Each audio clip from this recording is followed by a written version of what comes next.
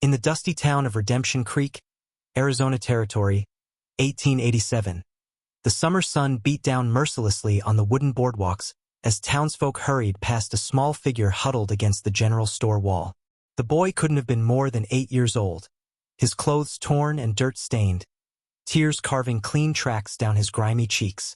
For 3 days, he had sat in that same spot, clutching a small leather pouch to his chest, whimpering softly as people walked by without so much as a glance. The shopkeeper had tried shooing him away twice, but the child would only move a few feet before settling down again, his wide, frightened eyes scanning every face that passed. Most folks in Redemption Creek had their own troubles to worry about. The silver mines were running dry, the railroad company was threatening to move their depot to the next town over, and Apache raids had been increasing along the frontier. Nobody had time for a crying orphan boy who couldn't even speak English properly, mumbling in what sounded like Spanish mixed with some other foreign tongue. The local sheriff, a portly man named Burton Hayes, had made it clear that the town couldn't afford to take in strays, especially ones that might bring unwanted attention from bandits or hostile tribes. But on that third scorching afternoon, as the boy's sobs grew weaker from hunger and exhaustion, a shadow fell across him. Looking up through blurred vision, he saw a tall figure silhouetted against the harsh sunlight.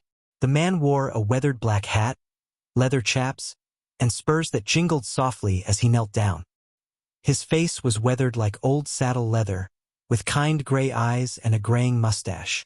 This was Jack Morrison, a cattle rancher who had ridden into town for supplies, and something about the child's desperate situation stirred memories of his own difficult past. "Easy there, son," Jack said in a gentle voice, removing his hat. "What's got you so scared?" The boy looked up at him with such profound relief that it nearly broke Jack's heart. Through broken English and gestures, the child managed to communicate that his name was Miguel, and he had been traveling with his grandfather when their wagon was attacked by bandits 2 weeks prior. His grandfather had hidden him in a cave with strict instructions to take the leather pouch to someone who could read the papers inside. But Miguel couldn't read and didn't know who to trust. Jack carefully examined the worn leather pouch, noting its unusual craftsmanship and the strange symbols etched into its surface. Inside, wrapped in oiled cloth, were several documents written in Spanish and what appeared to be an old map of the region. One document bore an official seal that Jack didn't recognize, and the map showed detailed markings of an area about 50 miles north of Redemption Creek, near the abandoned mining settlement of Silver Rapids. There were also some old photographs of a distinguished-looking Mexican gentleman standing next to mining equipment, and a woman in elegant dress holding a baby. The first hook came when Jack realized that the child's grandfather hadn't been just any traveler. The documents identified him as Don Carlos Mendoza, a wealthy mine owner from Sonora, Mexico, who had been secretly negotiating with American investors to develop a massive copper deposit that had been discovered on land straddling the border. The leather pouch contained land grants, mining rights, and detailed geological surveys that could be worth hundreds of thousands of dollars. But there was something else that made Jack's blood run cold. One of the photographs showed Don Carlos standing beside a man Jack recognized as Thomas Blackwood, the most notorious land grabber in the territory. Jack's mind raced as he considered the implications. If Blackwood was involved, then Don Carlos's death might not have been a random bandit attack. Blackwood had a reputation for eliminating anyone who stood between him and valuable land claims, often using his network of hired guns to stage accidents or raids that would leave no witnesses. The fact that Miguel had survived suggested that either the killers didn't know about him, or they hadn't found what they were looking for in the wagon. Jack glanced around nervously, suddenly aware that he and the boy might be in serious danger. "Miguel," Jack said carefully, "did your grandfather tell you anything else about these papers? Did he mention any names or places?" The boy's eyes lit up with recognition when Jack mentioned the name Blackwood, and he began speaking rapidly in Spanish, gesturing excitedly. From what Jack could understand, Don Carlos had been suspicious of his American business partner and had been planning to expose some kind of fraud or betrayal. He had been rushing to reach a lawyer in Phoenix when the attack occurred, and he had told Miguel that the papers contained proof of Blackwood's criminal activities. Jack knew he had to act quickly. If Blackwood discovered that the boy and the documents had surfaced in Redemption Creek, It would only be a matter of time before his men came looking for them. But Jack also realized that he couldn't simply turn the boy over to the authorities. Sheriff Hayes was known to be in Blackwood's pocket, and several other town officials had been bought off over the years. The only safe option was to take Miguel somewhere secure while Jack figured out how to expose Blackwood's crimes and ensure the boy's safety. That evening, Jack loaded his wagon with supplies and told his ranch foreman that he would be away for a few days on business. He didn't mention Miguel, who was hidden in the back of the wagon under a canvas tarp. As they rode out of town under cover of darkness, Jack couldn't shake the feeling that they were being watched. His suspicions were confirmed when he spotted two riders following at a distance, their silhouettes barely visible against the starlit horizon. Blackwood's men had already picked up their trail. The second hook revealed itself as Jack and Miguel took shelter in an abandoned line shack about 20 miles from town. While examining the documents more carefully by lamplight, Jack discovered something that changed everything. Hidden beneath the official seals and signatures was a watermark that only became visible when held up to the flame. The watermark showed that the land grants were forgeries, but not the kind Jack had expected. These weren't fake documents created by criminals, but rather legitimate papers that had been stolen from the territorial government office and altered to show different ownership. This meant that Blackwood hadn't just been cheating his Mexican partner. He had been systematically stealing land from dozens of legitimate claimants across the territory. Miguel, exhausted from their flight, had finally fallen asleep on a pile of old blankets. But Jack remained awake, studying the map and trying to piece together the full scope of Blackwood's operation. The geological surveys showed that the copper deposit extended far beyond the original claims, potentially making it one of the richest mineral discoveries in the Southwest. But the map also showed something else that made Jack's pulse quicken: the exact location of a cache where Don Carlos had apparently hidden additional evidence of Blackwood's crimes. The cache was marked at Silver Rapids, the ghost town that had been abandoned after its silver veins played out 3 years earlier. According to the map, Don Carlos had buried a metal strongbox beneath the floor of the old assay office, containing photographs, correspondence, and financial records that would prove Blackwood's guilt beyond any doubt. But reaching Silver Rapids would be dangerous. It was 50 miles through Apache territory, and Blackwood's men would certainly try to intercept them along the way. As dawn broke over the desert landscape, Jack made his decision. They couldn't stay hidden forever, and the evidence in Silver Rapids might be their only chance to bring Blackwood to justice and secure Miguel's future. The boy's grandfather had died protecting these secrets, and Jack was determined not to let that sacrifice be in vain. He woke Miguel gently and explained their plan as best he could, using simple words and gestures to help the child understand the dangers they faced. Their journey to Silver Rapids took 2 grueling days across some of the harshest terrain in the Arizona territory. They traveled mostly at night to avoid detection, hiding during the day in caves and rocky outcroppings. Jack's years of experience as a cavalry scout during the Indian Wars served them well, as he was able to find water sources and safe routes that most men would have missed.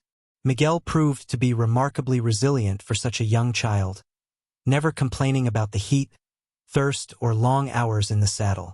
On the afternoon of the second day, as they approached the outskirts of Silver Rapids, they encountered their first real danger. A band of Apache warriors had been tracking them for several hours, and Jack realized they would have to negotiate safe passage through the tribal lands.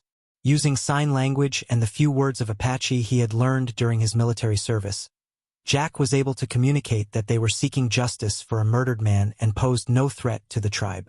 The Apache leader, impressed by Jack's respect for their customs and his obvious protective feelings toward the child, allowed them to continue their journey unharmed. Silver Rapids was a haunting sight in the fading daylight. Once a booming mining town with over 2,000 residents, it now stood empty except for the wind whistling through broken windows and collapsed roofs. The main street was still clearly visible, lined with the skeletal remains of saloons, hotels, and businesses that had once catered to prosperous miners and their families. At the far end of town, the old assay office stood relatively intact, its stone foundation having weathered the years better than the wooden structures around it. Jack and Miguel approached the building cautiously, watching for any signs that they might have been followed. The interior of the assay office was thick with dust and debris, but the stone floor was still solid. According to the map, the strongbox was buried beneath a loose stone near the back wall, marked by a small cross carved into the surface. It took Jack nearly an hour of careful excavation, but finally his shovel struck something solid, a metal box about the size of a large book, wrapped in oiled leather to protect it from moisture. The contents of the strongbox exceeded even Jack's expectations. Don Carlos had been meticulous in documenting Blackwood's crimes, collecting evidence over a period of several years. There were photographs of forged documents, copies of correspondence between Blackwood and corrupt officials, financial records showing bribes and illegal land transfers, and even a detailed confession written by a dying man who had worked as one of Blackwood's enforcers. Most damning of all was a letter from Blackwood to an associate, discussing plans to eliminate Don Carlos and take control of the copper mine through fraudulent means. But their moment of triumph was short-lived. As Jack carefully repacked the evidence, Miguel suddenly grabbed his arm and pointed toward the window. In the distance, they could see the dust cloud of approaching riders, at least 6 men, probably Blackwood's hired guns who had finally tracked them down. Jack realized they had been walking into a trap. Blackwood must have known about the cache all along and had been waiting for someone to lead him to it. The mystery deepened when Jack recognized the lead rider as Sheriff Hayes himself, accompanied by several men he didn't know. This meant that Blackwood's corruption extended even further than they had imagined, possibly reaching all the way to the territorial capital. Jack and Miguel were trapped in the assay office with nowhere to run, facing men who would kill them without hesitation to protect their criminal empire. In a desperate gambit, Jack decided to use the building's mining heritage to their advantage. Many of the older structures in Silver Rapids were connected by underground tunnels that had been used to transport ore and equipment. If he could find an entrance to the tunnel system, they might be able to escape without being detected. While Miguel kept watch at the window, Jack searched frantically through the debris until he found a concealed trapdoor behind the old furnace. The tunnel was narrow and pitch black, barely wide enough for a man to crawl through. Jack went first, carrying the strongbox and guiding Miguel behind him. The sound of splintering wood above told them that their pursuers had broken into the assay office and discovered their hiding place. Angry shouts and the sound of searching grew fainter as they crawled deeper into the tunnel system. But Jack knew it would only be a matter of time before the men figured out how they had escaped. The tunnels led to an old mine shaft about half a mile from town, emerging near a natural spring that had once supplied water to the mining operation. Jack and Miguel emerged gasping into the cool evening air, covered in dirt but alive. However, their relief was short-lived when they heard the sound of approaching horses. Blackwood's men had split up to search the area, and at least 2 riders were heading directly toward their position. In the growing darkness, Jack made a split-second decision that would determine their fate. Instead of trying to run, he decided to confront their pursuers directly. Using his knowledge of the terrain and his superior marksmanship skills, he was able to surprise the 2 riders and disarm them without bloodshed. Under interrogation, one of the men revealed that Blackwood had placed a bounty of $5,000 on their heads, dead or alive, and had enlisted the help of corrupt lawmen throughout the territory.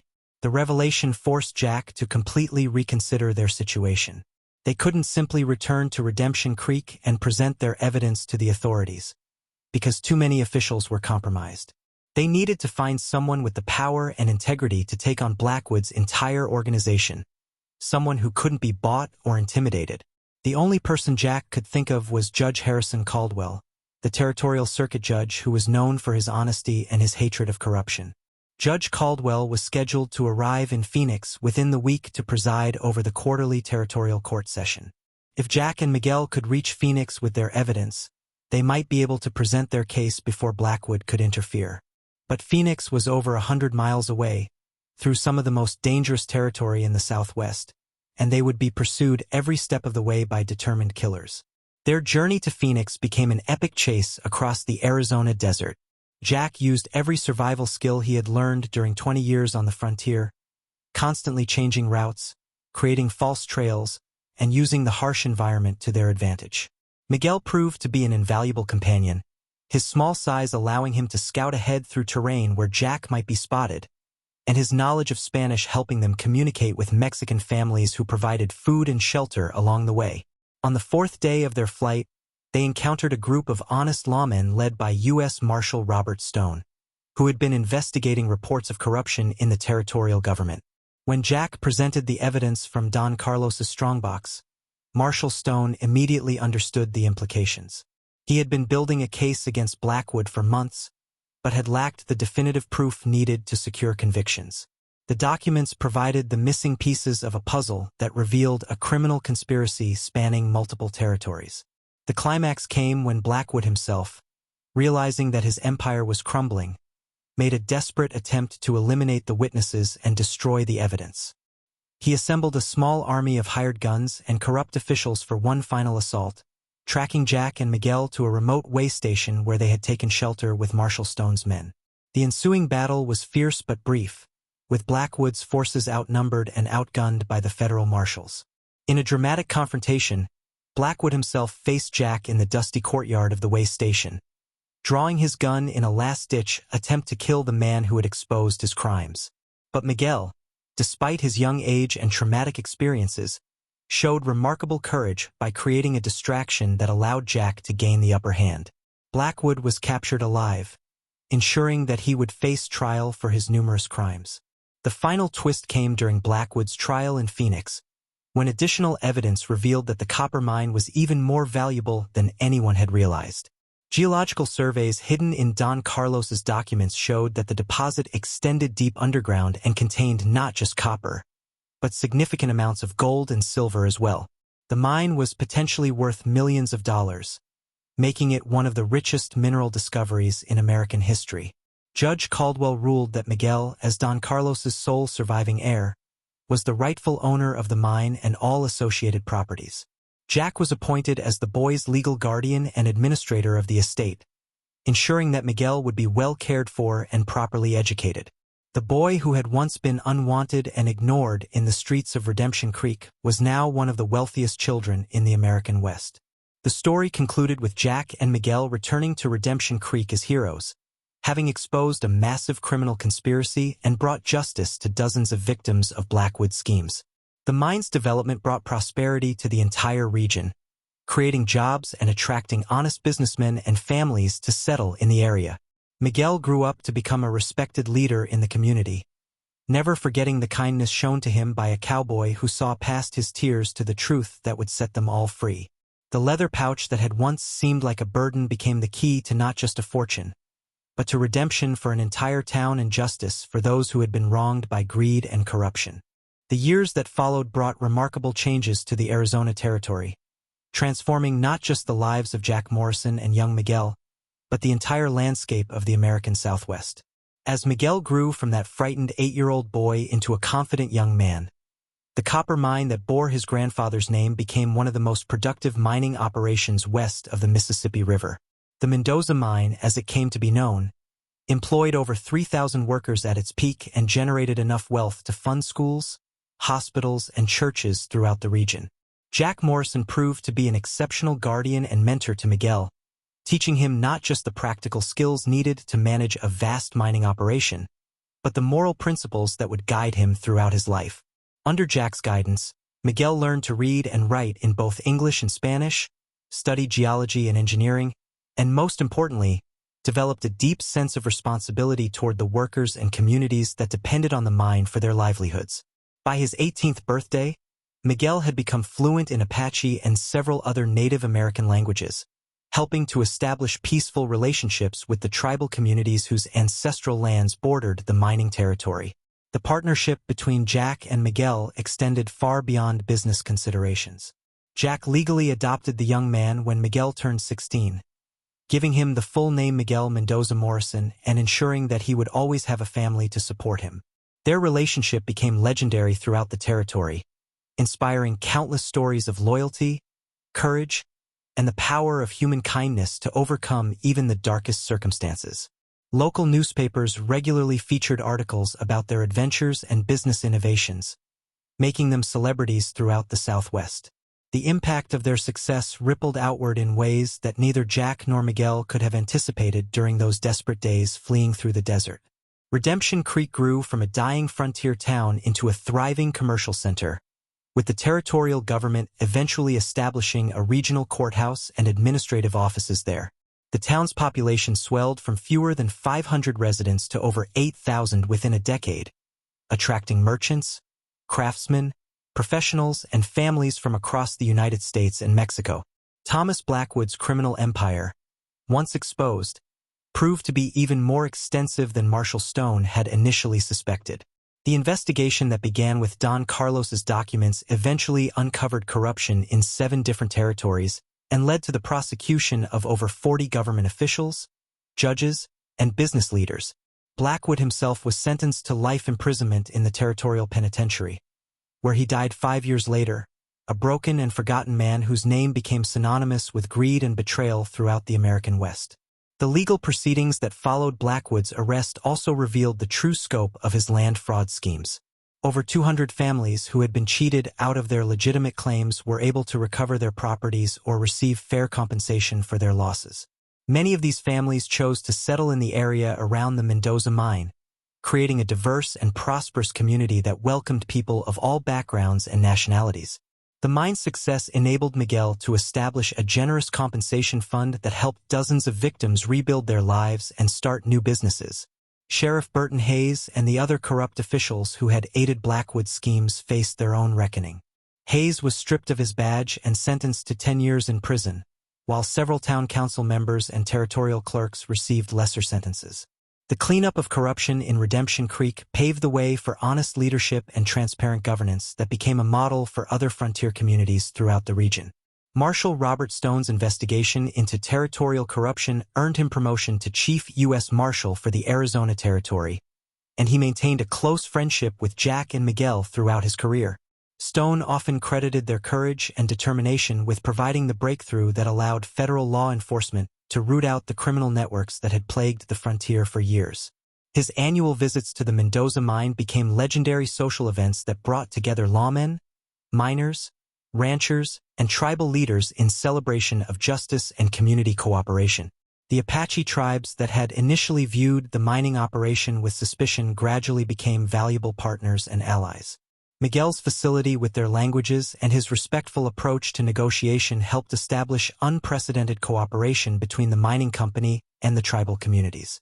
The mine provided employment for Native American workers who chose to participate, while also respecting tribal sovereignty and traditional land use practices. This peaceful coexistence became a model for other business ventures throughout the Southwest. As Miguel reached his 21st birthday, he made the decision to expand the family's business interests beyond mining. Using the vast wealth generated by the copper operation, he established the Morrison Mendoza Trading Company, which became one of the largest commercial enterprises in the Arizona Territory. The company's operations included cattle ranching, freight hauling, banking services, and retail stores that served communities throughout the region. Miguel's business philosophy, learned from Jack's example, emphasized fair dealing, honest prices, and genuine concern for customer welfare. The transformation of Miguel from abandoned orphan to successful businessman and community leader inspired numerous books, newspaper articles, and eventually even a stage play that toured cities throughout the American West. Writers and journalists traveled from as far away as New York and San Francisco to document his remarkable story and the ongoing success of the enterprises he had built with Jack's guidance. These accounts helped establish the legend of the crying boy who became a mining magnate, capturing the imagination of readers throughout the United States. Jack Morrison, now in his 50s, gradually shifted from active management of the mining operation to a more advisory role, allowing Miguel to take full control of the business decisions while remaining available for guidance and support. Jack's proudest moments came not from the wealth they had accumulated, but from watching Miguel grow into a man of integrity, compassion, and wisdom who used his position to help others just as Jack had once helped him. Their father-son relationship remained strong and loving, a testament to the power of adoption to create lasting family bonds. The small leather pouch that had started their incredible journey was preserved in a place of honor in Miguel's office, along with the original documents that had exposed Blackwood's crimes. Visitors to the mining headquarters were often told the story of how those papers had nearly cost a young boy his life, but ultimately became the foundation for one of the greatest business success stories in the history of the American frontier. The pouch served as a constant reminder that sometimes the most valuable treasures come disguised as burdens, and that courage and determination can overcome even the most desperate circumstances. On quiet evenings, Jack and Miguel would often sit on the porch of the ranch house they had built overlooking the mining valley, watching the sunset paint the desert mountains in shades of gold and purple. They would talk about the early days of their partnership, the challenges they had overcome, and the bright future that stretched ahead of them. These conversations reinforced the deep bond between them and served as a time for reflection on how far they had traveled from that first meeting outside the general store in Redemption Creek. The mine continued to produce wealth for decades to come, but more importantly, it became the foundation for a legacy of community service and social responsibility that influenced the development of the entire Southwest. Miguel eventually married the daughter of a prominent rancher from New Mexico, and their children grew up hearing the story of their father's remarkable journey from abandoned orphan to respected leader. The family tradition of using wealth and position to help those in need continued through multiple generations. As the 19th century drew to a close and the Arizona Territory prepared for statehood, Miguel Mendoza Morrison was frequently mentioned as a potential candidate for territorial governor. His reputation for honesty, his success in business, and his ability to work with people of all backgrounds made him an attractive choice for voters seeking principled leadership, though he ultimately declined to enter politics, preferring to focus on his business and family responsibilities. His influence on territorial affairs remained significant throughout his lifetime. The story of the crying boy and the cowboy who helped him became part of American folklore, passed down through generations as an example of how kindness, courage, and determination can triumph over injustice and adversity. Their partnership proved that true success comes not from wealth alone, but from the relationships we build and the positive impact we have on the lives of others. In the end, the greatest treasure they discovered was not the copper and gold beneath the Arizona soil, but the unbreakable bond of family and friendship that sustained them through all of life's challenges and victories.